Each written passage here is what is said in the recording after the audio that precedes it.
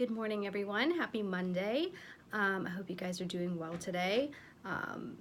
This morning has been crazy for me. I couldn't find any parking. I lost the stand that I usually do these videos on. I'm balancing my phone on a tissue box right now, so that's why the angle's weird.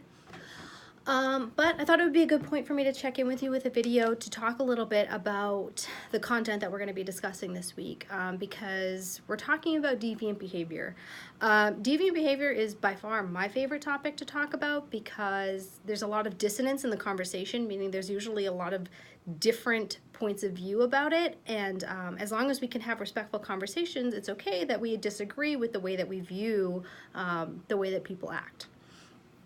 So there are two discussion boards this week that are particularly fun and also can be kind of overwhelming, I think, for you guys. One of which is asking you whether deviant thoughts, not actions, are okay, and then it gives you a specific context of an example of, is this okay to think about these thoughts that may be considered deviant?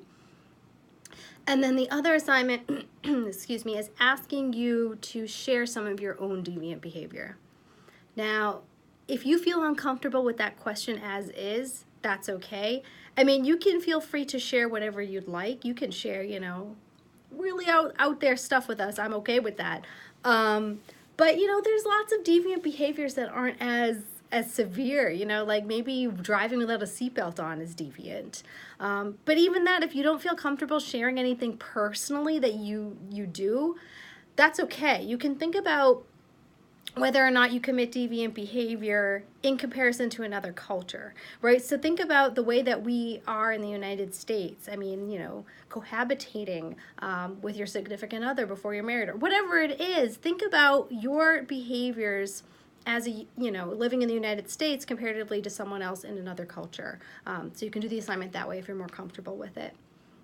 But feel free to have some fun with this. I mean, no matter what you say, I'm not gonna I'm not gonna chase you down. We're not gonna make each other, we're not gonna do any judgment. We have to have a safe community to really have a good conversation. So feel free to share whatever you'd like.